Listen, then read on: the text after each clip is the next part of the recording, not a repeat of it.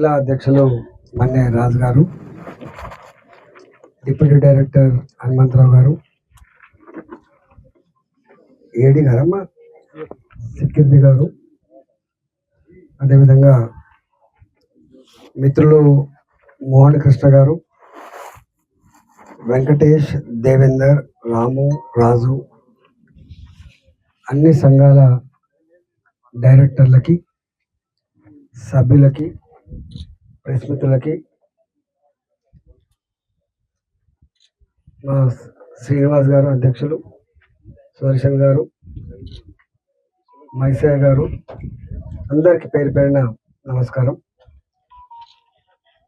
దీని మీద అనేక సంవత్సరాలు మేము కూడా స్టడీ చేసి ఉంటాం. నేను కొత్తగా మంత్రి అయినప్పుడు మొత్తం దేశంలో, మొత్తం ప్రపంచంలోనే ఏ సమస్య లేకుండా మనిషికి మంచి ప్రోటీన్ ఎక్కడ దొరుకుతుంది అంటే చేపలలో మాత్రమే దొరుకుతుంది. హార్మ్లెస్, ఆరోగ్యానికి అనేక రకాల అవసరం పడేటువంటిది చేపలు మాత్రమే.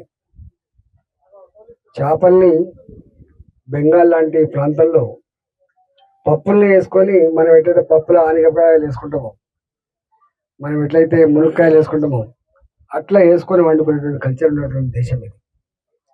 దీన్ని జల పుష్పాలు, దీన్ని వెజిటేరియన్గా భావిస్తారు బెంగాల్లో బ్రాహ్మణులు. కాబట్టి అంత మంచి ఆహారం, పేదలకు అందుబాటులో ఉన్నటువంటి ఆహారం, దీని మీద కోట్ల కొలది జనం సీషోర్ని అనుకొని కావచ్చు, లేదా ఇన్లాండ్ చేపల పెంచే దాంట్లో కావచ్చు, పెద్ద ఎత్తున కోట్ల మంది దీని మీద డిపెండ్ అవుతారు. మరీ ముఖ్యంగా తెలంగాణలో నాకు బాగా అనుబంధం ఉంది కాబట్టి, నేను మా అంతా రూరల్ ఏరియా కాబట్టి, ముదిరాజులుగా, తెనుగోళ్ళుగా, గంగపుత్రులుగా, బంటోళ్ళుగా, ఇట్లా పేర్లు ఏం పేర్లు పిలిపించినా మత్స్యకారులుగా మాత్రం వాళ్ళు బ్రహ్మాండంగా ఈ రంగంలో రాణిస్తున్నారు. గతంలో బ్రోకర్లు చెరువులను గుర్తపట్టుకొని, వాళ్ళే సిడి పిల్లలు వేసుకొని, వాళ్ళే ఇంతంత ఫీడ్ సప్లై చేసుకొని, కాపులు పెట్టుకొని పట్టుకపోయేటువంటి కల్చర్ ఉండే. చాలాసార్లు గొడవ ఇది. 18 రూపాయలకు 20 రూపాయల కిలో గుత్తకు తీసుకొని కళ్ళ ముందే వాళ్ళు 40 రూపాయలకు 50 రూపాయలకు అమ్ముకొని పోతుంటే బాగా బాధేసేది మత్స్యకారులకి. సొంత చెరువుల మీద హక్కులు కోల్పోయి వాళ్ళు ఆ బ్రోకర్కి, ఆ కాంట్రాక్టర్కి చేపలు పట్టించే కూలీగా మారిపోయింది. దీని మీద బాగా స్టడీ చేసి మేము గవర్నమెంట్ వచ్చినప్పుడు ఈ బ్రోకర్ల బెడద పోవాలి, సొంత సొసైటీ మెంబర్లే చేపలు పట్టుకునేటువంటి కల్చర్ రావాలి, ఏం కావాలని చెప్పి అప్పుడు మేము చాలా మీటింగ్లు పెట్టి, సార్ మేము ఆంధ్రాకి పోయి చేప పిల్లలు తెచ్చుకుంటాం, మా దగ్గర సొసైటీ మెంబర్లం, మళ్ళీ మీరు డబ్బులు జమ చేసి తెచ్చుకునే కెపాసిటీ లేక వాళ్ళకి ఇచ్చేస్తాం సార్ అంటే, మేమన్నాం చేప పిల్లలు మొత్తం మీకు ఉచితంగా ఇస్తే మీరు నడుపుకుంటున్నాను అన్నాం. నడుపుకుంటాం సార్ చెప్పి దాని నుంచి పుట్టిందే ఈ చేప పిల్లలు ఉచితంగా ఇచ్చే ప్రోగ్రాం. రెండవది, దీని మీద ఫీడ్ కోసం, ఇతరత్వ కల్చర్ కోసం కూడా కొంత మేము పెట్టినాం యాక్చువల్గా. కాకపోతే గొడవలు అయ్యి మధ్యలో అది కొంత ఆగిపోయింది. కానీ దీని సమగ్రమైన ప్లాన్, చేప పిల్లలు, ఫీడు, మేనేజ్మెంటు, మళ్ళీ పట్టుడు, పట్టిన తర్వాత ఐస్ ఫ్యాక్టరీ నుంచి వెళ్ళి మళ్ళీ ట్రాన్స్పోర్ట్ వెహికల్స్ అన్నీ కింద నుంచి వెళ్ళి పైదాకా ఇవన్నీ పెట్టినాం. దాని నుంచి వచ్చినాయి ఆటోలు కానీ, సైకిల్ మోటార్లు కానీ, లేకపోతే 50,000 రూపాయలు, 1,00,000 రూపాయలు చొప్పున పెట్టుకునేటువంటి దీన్ని మల్టిప్లై పద్ధతిలో అనేక రకాల వాల్యూ యాడెడ్ ప్రోడక్ట్లకు తయారు చేసే పద్ధతి చేసినాం. కాకపోతే దాంట్లో మన ఆదరణ, మన పట్టింపుడు ఎక్కువ ఉంటే ఇది గొప్ప సక్సెస్ ఆస్కారం ఉంటుంది. నేను ఒకటే మనరాజుకు దీని మీద రీసెర్చ్ కాదండి.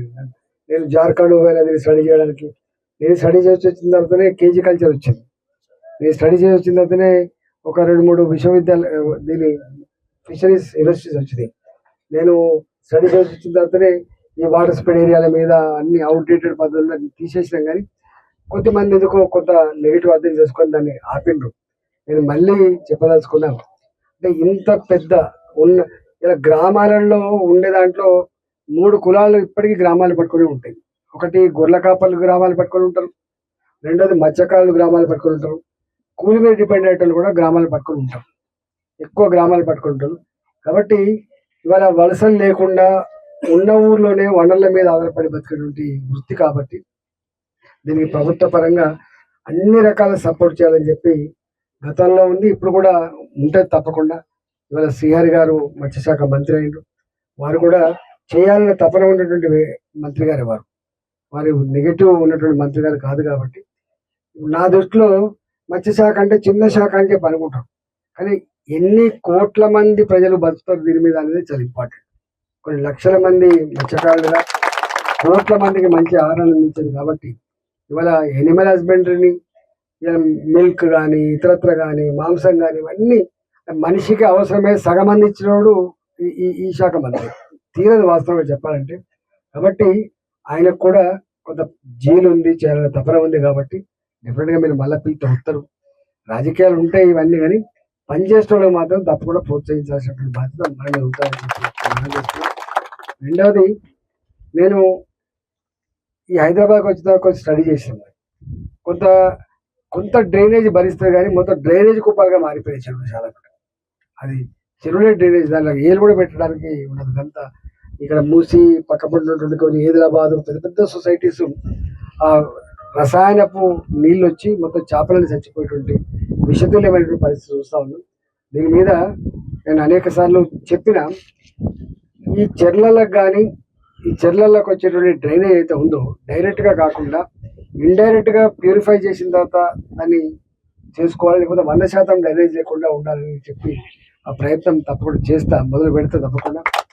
ఇప్పటికే పొలిటైన చెరువులు ఏవైతున్నాయో పొలిటైన చెరువులని కూడా దాన్ని ఎట్లా మంచినీళ్ళ చెరువులుగా మనం ఇప్పుడు షామీర్పేట ఉంది, ఈ నీళ్ళని చూస్తే అది కొన్ని కోట్ల రూపాయల విలువ కావచ్చు, కానీ మనిషికి ఒక భరోసా, ఒక భద్రత లాగా ఉండేటువంటి ఆస్కారం ఉంటుంది. ఇంత పెద్ద చెరువు, వాటర్ బాడీస్ అంత ఈజీ కాదు. ఇవాళ ఒక్క చెరువు కట్టాలంటే కొన్ని 100 కోట్లు కావాలి. ఇవాళ ఆనాడు మనకు వరం, కాకతీయుల కాలం నాడు కానీ నిజాం కాలం నాడు కానీ ఆనాటి చెరువులు, గొలుసుకట్టు చెరువులు మొత్తం దేశంలోనే పేరెన్నికగల చెరువుల వ్యవస్థ మన దగ్గర ఉంది. 40-45 వేల చెరువుల వ్యవస్థ ఉంది. మేము దీన్ని చాలా గొప్పగా విజువలైజ్ చేసుకున్నాం, కానీ అందుకు అది మధ్యలో ఆగిపోయింది. డెఫినెట్గా ఎన్నడో ఒకనాడు ఈ చెరువులకు, ఈ మత్స్యకారుల బంధానికి మేము అప్పుడు చెప్పిన ఈ చెరువుల మీద హక్కులు ముగ్గురికి ఉంటాయి. ఒకటి మత్స్యకారులకు, రెండోది దీని కింద వ్యవసాయం చేసుకునే వాళ్ళకే కమిటీ ఏర్పాటు చేయాలని చెప్పినాం. సంపూర్ణమైన పద్ధతులలో మీకు రాబోయే కాలంలో వీటి మీద సంపూర్ణమైన హక్కులు మత్స్యకారులకు అన్ని రకాల సపోర్ట్ చేయడానికి మా వంతు సహకారం ఉంటుంది. మీకు ఎక్కడెక్కడన్నా భవనాల గురించి కానీ ఇంకా ఏమైనా కమ్యూనిటీ హాల్ గురించి కానీ ఇతరులతో నేను ఉంటే ఒకసారి నాకు ఇవ్వండి. 87 సొసైటీలు అని ఇచ్చింది లిస్ట్.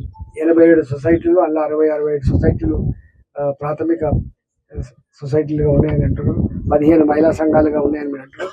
మీరు ఏమేమి కావాలన్నా సమగ్రంగా నేను రాజుతో చాలాసార్లు డిస్కస్ చేశాను. దీని గురించి నేను సంవత్సరాలు స్టడీ చేసినాం, అందరూ కూర్చోబెట్టి మాట్లాడడం, అవగాహన ఉన్నది, కానీ చేసుకుంటూ కావాలి. నేను నేషనల్ లెవెల్లో కూడా వీళ్ళ మెంబర్ని తీసుకున్నాను ఇంట్రెస్ట్గా. నేను ఎనిమల్ హస్బెండరీ ఫిషరీస్ దాంట్లో మెంబర్గా కూడా ఉన్నాను కన్సల్టేటివ్ కమిటీలో. కాబట్టి మీకు ఏ సమస్య ఉన్నా కేంద్ర ప్రభుత్వ పరంగా ఉండేటువంటి స్కీములు ఏమున్నాయి, నేను 2-3 సార్లు మీటింగ్ పెట్టినాను.